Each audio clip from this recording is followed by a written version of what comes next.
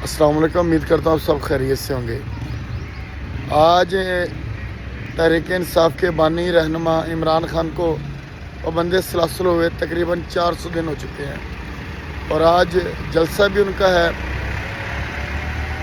تو اس 400 دنوں میں تحریک انصاف کو جلسہ نہیں کرنے دیا گیا، بلکہ یوں کہہ لیجئے کہ الیکشن پر کمپین تک بھی نہیں کرنے دی گئی، اتنا محدود کر دیا گیا۔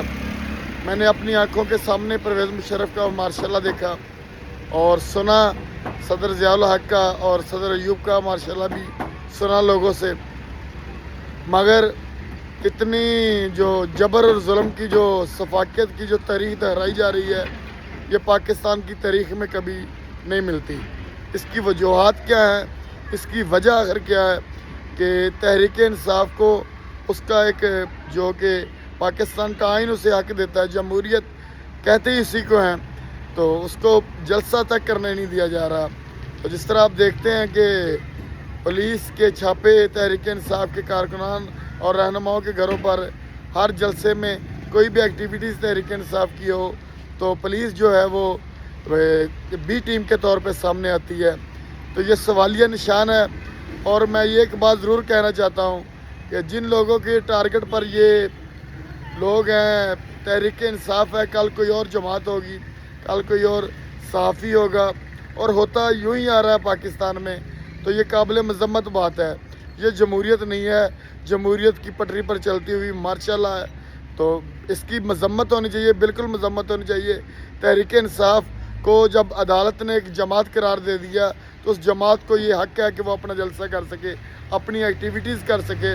ہم فارم 45 اور 47 کی بات نہیں کرتے، 47 اور 45 تحریک انصاف اور نون لیگ کا مسئلہ صحیح، مگر اسے تمام تر جو ایکٹیویٹیز ہیں، جمہوریت جسے پاکستان کا آئین اجازت دیتا ہے، سپریم کورٹ اجازت دے رہی ہے، مگر انتظامیہ ہے وہ کرنے جلسہ نہیں دے رہی۔ تو یہ میرا خیال ہے کہ یہ اب اس جمہوریت پر سوالیہ نشان ہے۔ تو وقت ہے، گزر جانا ہے، مگر تاریخ جو لکھ رہی ہے وہ ناقابل بیان ہے۔ میرا خیال ہے کہ جتنے بھی مارشاءاللہ گزرے ہیں اس سب سے زیادہ خطرناک سول مارشاءاللہ یہ حکومت ہے، جس نے 400 دنوں میں ایک دفعہ بھی آپ نے کسی سیاستدان کو 400 دن پابند سلاسل دیکھا ہو اور اس کے کارکنان اور پاکستان کی عوام اس کی شکل تک نہ دیکھ سکے ہوں؟ اس سے زیادہ ظلم کیا ہو سکتا ہے؟ اس کے کارکنان اور رہنماؤں کو کس طرح اس کی پارٹیاں بدلی گئیں، کس طرح ان کی وفاداریاں بدلی گئیں، آپ بہتر جانتے ہیں، مگر تاریخ لکھ رہی ہے سبھی کچھ۔ ابھی چند لمحے گزریں گے، آپ دیکھیں گے تاریخ پھر سے دہرائی جائے گی۔ جب تاریخ پھر سے دہرائی جائے گی تو پھر مظلوم ظالم بنتے ہوئے آپ کو نظر آئیں گے، اور ظالم مظلوم بنتے ہوئے۔ اپنی ڈھیر ساری دعاؤں میں مجھے یاد رکھیے گا۔ اللہ حافظ۔